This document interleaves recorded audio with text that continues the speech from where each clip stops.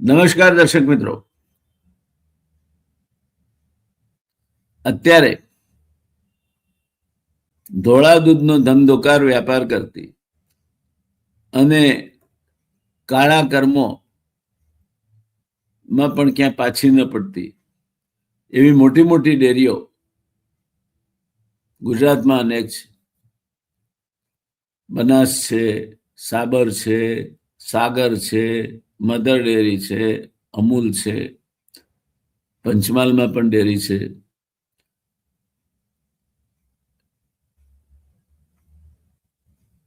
અમૂલ વગેરેના સંચાલકો, એકલી અમૂલની વાત નથી કરતો, આ બધા જ આવી જાય. મોટી મોટી ડેરીઓ બધી, સાબર, સાગર, મધર ડેરી, બનાસ, અમૂલ વગેરેના સંચાલકો પંચતારક જીવન પદ્ધતિઓ માણે છે અને કરોડો રૂપિયાના ભ્રષ્ટાચારના કૌભાંડો એમાંના એક કરતા વધારાના નામે ચર્ચાય છે. આ પાર્શ્વભૂમિમાં કેટલાક ઋષિતુલ્ય વ્યક્તિત્વની નિર્ભેળ પ્રમાણિકતા, પારદર્શિતા અને કરકસર એમને વંદન કરવા પ્રેરે છે.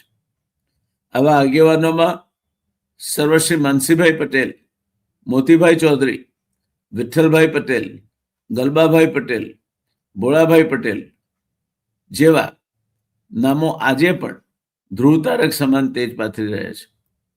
આમાંના એક બનાસ ડેરીના સ્થાપક ગલબાભાઈ પટેલની નિર્ભેળ પ્રમાણિકતાની આજે મારે વાત કરવી છે.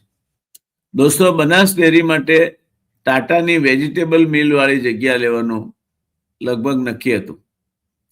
મોકાની જમીન એટલે એમાં રસ ધરાવનાર ભૂમાફિયાઓ પણ હોય જ. મેં ચારણકાનો તમને દાખલો આપ્યો, તો આવા અનેક ચારણકા બનાસકાંઠામાં અન્યત્ર અસ્તિત્વમાં છે, જ્યાં ભૂમાફિયાઓ પહેલા પહોંચી જાય છે.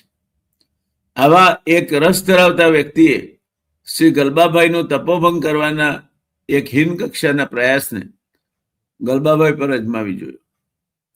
આ જમીન ડેરી માટે પસંદ નહીં કરતા કોઈ પણ રીતે એને છોડી દેવાની, તો એમને તે સામે કોરા ચેકની ઓફર કરી. ગલબાભાઈને કહ્યું, આ જગ્યા ડેરીને અનુકૂળ નથી, એવા કોઈ બાનાસર તમે લેવાનું માંડી વાળો, તમે છોડી દો ને, શું કરવા લેવી તમારે? અહીં તાતાએ મિલ કરેલી, ઓઇલ મિલ બંધ પડી, अब શું કરવાની જગ્યા છે, છોડી દો તમે. આવા કોઈ બાનું કાઢી અને એમાંથી નીકળી જાઓ.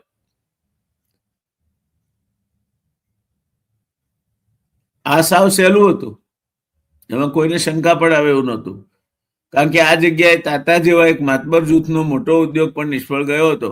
એટલે આ જમીન અંગે વ્યાયામ ઉભો કરવાનું સાવ સરળ હતું. ગલબાભાઈ સામે કસોટીની આ ક્ષણ અગ્નિ પરીક્ષા જેવી આવીને ઉભી રહી. પણ આ ગલબાભાઈ હતા એક નોખી માટીનો માનવી. કંચન દેખી મુનિવર ચડે એ ઉક્તિને ગોળીને પી ગયા હતા. પેલા ભાઈની ઓફરને એમણે સપ્રેમ પાછી ઠેલીને કહ્યું, ભાઈ, મારું ઘર તો હું ઉછીનું ઉધાર કરીને ચલાવી લઉં, અને મારે જોઈએ પણ કેટલું? ઘરના રોટલા તો ધરતી માતા પૂરી પાડે છે, પછી શું જોઈએ? આ વાત ધીરે ધીરે બહાર આવી ત્યારે એમના સાથીઓ અવાક થઈ ગયા. કંચનથી શુદ્ધ એવી ઉચ્ચતમ પ્રમાણિકતાનો આથી મોટો બીજો માપદંડ હોઈ શકે ખરો? ડેરીની નવી જગ્યાએ આ જૂની જગ્યા છોડી દઈને જો ડેરી કરવામાં આવે તો પેલા સજ્જન જેમને આ તાતા ઓઇલ વાળી જમીન લેવામાં રસ હતો, એમણે ગલબાભાઈને કહ્યું હતું કે તમે જો ડેરી માટે આ જગ્યા પસંદ નહીં કરો અને છોડી દેશો તો હું તમને કોરો ચેક આપીશ, રકમ તમે ભરી લેજો. કઈ વળ્યું નહીં. વાત આગળ ચાલે છે. ડેરીની નવી જગ્યાએ થોડા મજૂરો રાખી સફાઈની કામગીરી હાથ ધરી હતી. તેઓ અવારનવાર આવતા અને કામથી માહિતગાર થતા. ગલબાભાઈની વાત છે, અવારનવાર આવે, કામથી માહિતગાર થાય, નવા કામો અંગે સૂચનાઓ આપતા, પોતાના વરિષ્ઠ સાથીઓ સાથે સલાહ મશવરો કરતા. એક છાપરામાં કેન્ટીન જેવું બનાવી ચા પાણીની સગવડ ઊભી કરી હતી. એ તરફ ગલબાભાઈના ચરણ વળ્યા. તેઓ એ તરફ ગયા. નીચે ખૂણામાં 2 કપ રકાબી પડેલા. તેમણે પૂછપરછ કરતા કહેવામાં આવ્યું કે આ કપ દલિત કામદારો માટે હતા. ગલબાબાઈની આંખો ક્રોધથી વિસ્ફારિત થઈને ફાટી રહી ગઈ. ગુસ્સામાં ધ્રુજતા એમણે કહ્યું, ઉઠાવો આ કપ અને મૂકો બધાના ભેગા. ખબરદાર છે આવું કઈ ચલાવે તું.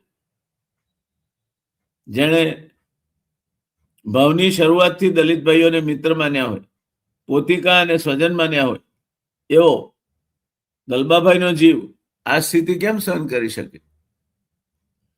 એક દિવસ જાણે કે ભવિષ્યની આરપાર જોતા હોય તે રીતે ગલબાભાઈ ડોક્ટર કુરિયનને કહી રહ્યા હતા, હવે જાહેર જીવન અને રાજકારણમાં એવું બની રહ્યું છે. આ ગલબાભાઈના શબ્દો છે, સાંભળજો, હું 2 વખત વાંચીશ.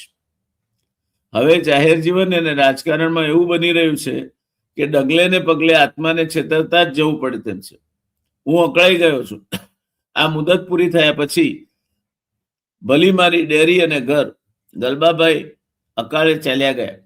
થોડું વધુ જીવ્યા હોત તો ડેરીની પ્રગતિ સાથે ખાંડનું કારખાનું અને કદાચ સહકારી સૂતરની મિલ પણ થઈ પાલનપુરમાં થઈ હતી. એકવાર સમાજવાદની વાત નીકળી તો ગલબાભાઈ કહે, સમાજવાદ ઉપર ભાષણ કરવા જનાર પોતાની ફાઇલો ઉપાડવા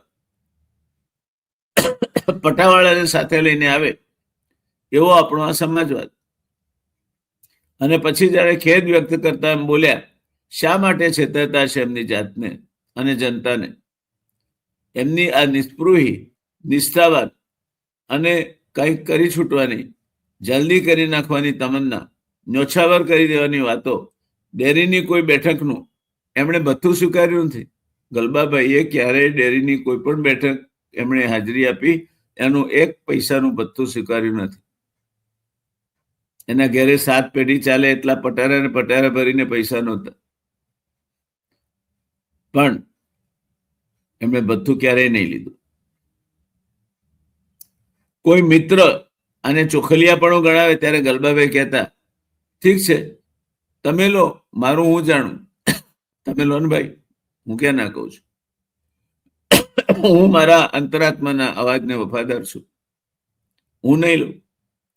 તેમની આ પ્રતિભા, પ્રમાણિકતા, ત્યાગ આવા કાર્યો અને વાતોમાંથી ઊભી થઈ હતી. અને એટલે જ કદાચ તેમની મનોકામનાઓ પૂરી કરવાનું બળ તેમને મળ્યા કરતું હશે.